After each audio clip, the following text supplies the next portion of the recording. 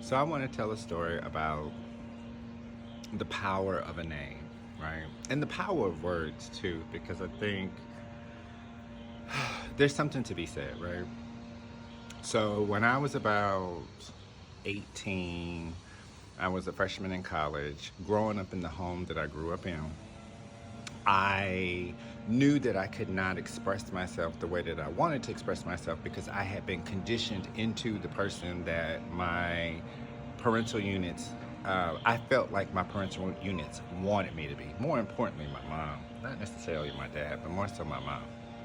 So, went to school out of state. I picked a college that I didn't know anybody. I picked a state in a city where I didn't have any family or friends because I was like, if I'm going to start anew, I need to do it somewhere where I get a fresh environment, and I can create what it is that I want. And in college, I ended up meeting my tribe. We were a bunch of cunty boys, which was a term that I had to learn at the time because I lived in Texas and I was going to school in North Carolina. And those are two different cultures, two different regions of the world. There was so much that I had to learn, but that's a story for another day. So I'm hanging out with my cunty friends, and they got me comfortable with using the female pronouns because we would always refer to each other as girl and child and honey boo and all of this stuff. And it became fun. It became so much fun. It was such a way to express myself, right? So here's where the power of names come in. For our tribe, or the people that I was a part of, we all had female nicknames that we would use to refer to each other because we all knew that we were heavy on the feminine side and we accepted that we were heavy on the feminine side. Now, the shade of it all, because that was another term that I had to learn to use, was that everybody had a female name except for me. And that title that I was given was Miss Marcus. That's what they always called me. I mean, it was more than just like a female avatar. It was, oh no, here comes Miss Marcus. It's like, oh child, don't tell Miss Marcus, And so I hated that name, especially coming up with a Jehovah's Witness background, and homosexuality is just so far off the radar that we don't even talk about it because it's a cardinal sin.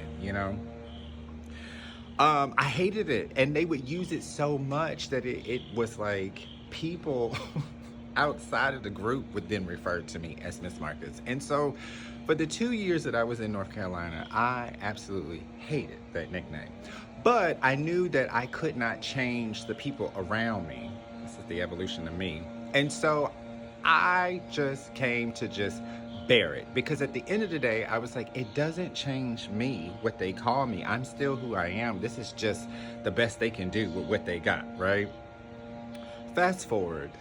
When I got back to Texas, because when I left North Carolina, I returned to Texas, I was like, nobody's going to call me Miss Marcus because I never repeated the term. Now, I ended up having a friend from North Carolina, Keisha.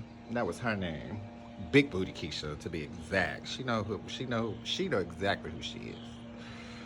Came down to Houston and Miss Marcus, and a few people heard her say that, and it was like, oh my God, it sticks. And I'm like, I hate y'all for this. But move forward, where I am now. I'm a lot older, obviously. And the power of it is I didn't realize how much of an entity I was then. I was so much of an entity that I didn't need a name. I just needed a title.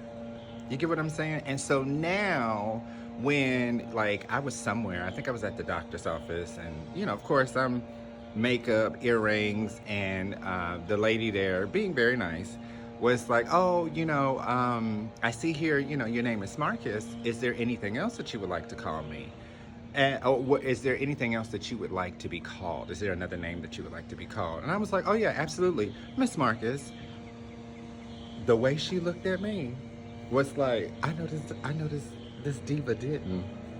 And in that moment, I realized the power of it all. It's like, words and names speak to such a small part of who we are, right? That if I am to limit myself into one word, I am not allowing myself to see the full spectrum of what it is that I am, you know? And of course, I have many nicknames. I feel like a lot of us have nicknames, but a lot of those nicknames speak to very particular characteristic traits that we are. And while we are not limited to that because of that name, it speaks to the power of it. And so there's the power in the words, not for it to affect you enough to feel like you've been pigeonholed into something, but more so to speak to what people see when they see you, and to help reinforce what it is that they see with what it is that you know, that you invoke, that you're a part of. So now, Miss Marcus doesn't bother me at all. The funny thing is, as I've aged, it's harder to have people call me Miss Marcus now than it was when I was like 18 or 19. Because I think the wisdom and the whatever spoke then. But I am very happy for my nickname. I'm very proud of it. When I hear it, it takes me back, you know, to those days, to that time. But just wanted to share because I like to tell a little bit of history. There's always a story behind anything that I do. It's just when I'm willing to share it, do we get the story. So here I am sharing.